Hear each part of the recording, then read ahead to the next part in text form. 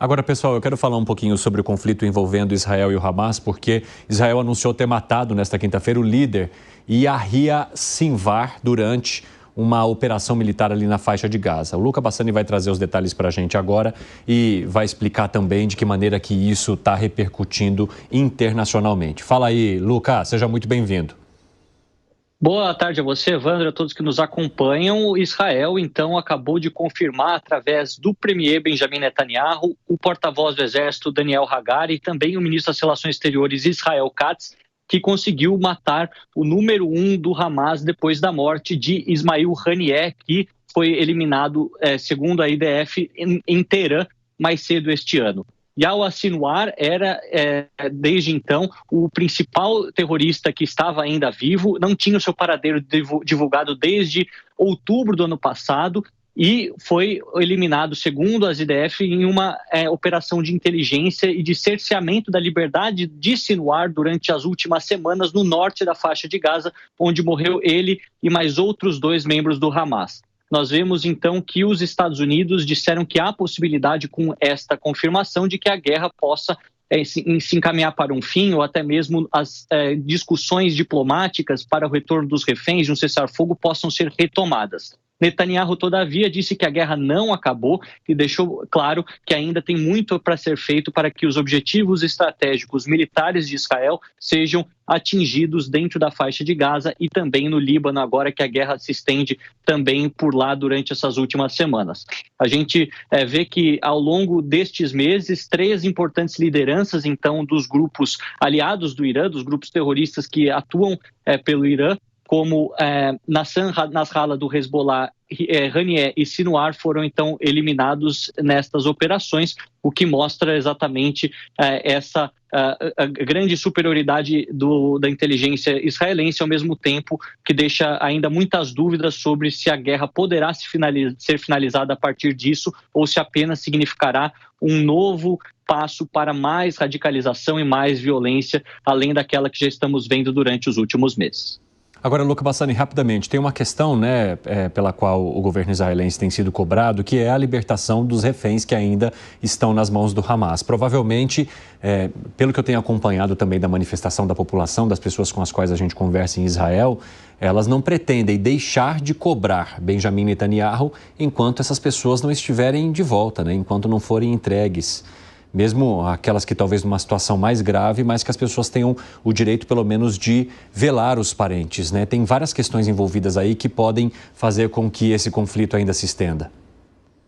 É isso mesmo, Evandro. Nós vemos que desde o ano passado, em novembro, ou seja, há praticamente um ano, não há uma trégua oficial e o retorno de reféns por parte de uma troca de prisioneiros, uma troca assim feita de forma diplomática. Alguns foram resgatados pontualmente em operações de inteligência, mas mais de 100 pessoas ainda estão sem saber, sem ter a noção, os familiares não têm a noção se estão vivas ou se estão mortas, se estão saudáveis ou não, e onde se localizam dentro da faixa de Gaza. Então, essa questão dos reféns ainda é muito delicada para o governo de Benjamin Netanyahu, que frequentemente é cobrado para ter uma postura que também priorize esses reféns e as suas voltas com segurança a Israel, algo que foi descartado e colocado em segundo plano, olhando de forma bastante pragmática, se observarmos que há muito tempo não falamos sobre conversas diplomáticas em Doha ou no Cairo, que aconteciam quase todas as semanas. Ao contrário disso, a guerra se intensificou agora no Líbano,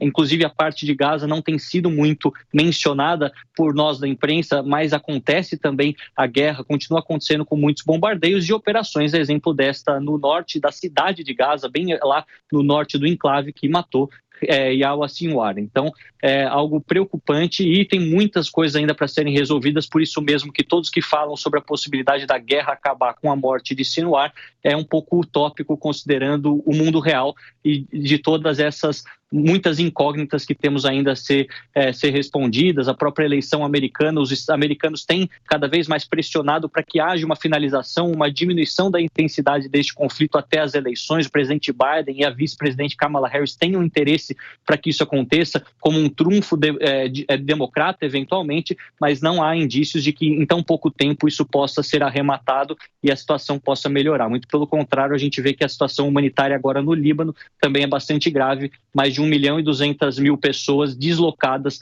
desde a incursão israelense há cerca de 3 semanas.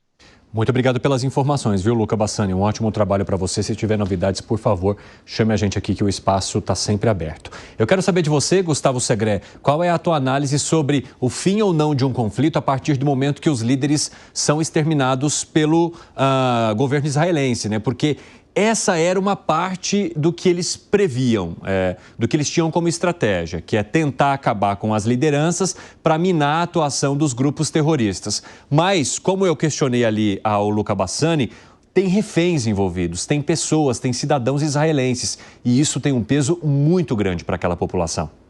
Mas dá a sensação, Evandro, que isso não é um empecilho para que as autoridades de Israel vão atrás dos líderes, né? De fato, o próprio Biden, presidente dos Estados Unidos, fez um comentário sobre que teve colaboração da inteligência americana e que a partir de agora é um dia depois para buscar a paz, que Sinwar seria uma das pessoas que estaria se opondo à finalização do conflito e que dessa maneira você tira a cabeça que está dissidente com a possibilidade de voltar a ter paz nessa região. E, inclusive o Biden fez menção no seu comentário a quando o Obama deu a instrução de terminar com Osama Bin Laden, né, que era um dos líderes que tinha provocado um desastre do ponto de vista terrorista aos Estados Unidos e que era necessário não apenas buscar a paz, senão demonstrar fortaleza indo atrás dos líderes do movimento. O que você acha, Zé? Pois o Israel realizou um trabalho que os Estados Unidos vem tentando há muito tempo, há anos, e não conseguiu, que é eliminar exatamente os líderes, né? E colaborou através da inteligência, mas foi Israel que conseguiu rapidamente eliminar líderes importantes aí de terroristas, do Hamas e do Hezbollah. Então, existe um apoio ali secreto. Esta guerra envolve, além da guerra propriamente dita, uma inédita, nesse volume, guerra de comunicação. Porque a guerra de comunicação sempre foi paralela às guerras tradicionais. Eu me lembro, no museu da FEB, Força Expedicionária Brasileira, né, de panfletos que foram jogados por avião lá na Itália, em Montese, Castelnuovo, né, dizendo que os brasileiros estavam de muletas, eram cobras, né? Exatamente uma guerra psicológica, uma guerra de informação, né? Para tirar o moral da tropa brasileira que fez grandes conquistas na Itália e trouxe glórias para o exército brasileiro, né? Então, assim, essa guerra de comunicação sempre existiu, mas o volume atual é muito grande. Então, o Hamas e o Hezbollah têm imagens terríveis, que a guerra é terrível, a guerra sangra, a guerra é assim, e as imagens acabam alimentando uma nova guerra, que é a guerra de comunicação. E muito interessante que um comandante brasileiro me disse que ninguém está percebendo a guerra cibernética.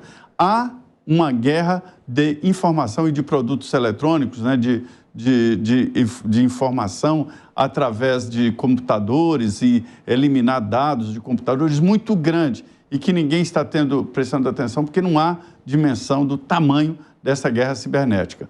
O Exército Brasileiro tem um batalhão de guerra cibernética aqui, sabe? E presta muita atenção exatamente nesse tipo de guerra. Então, esse tipo de debate é a guerra de comunicação.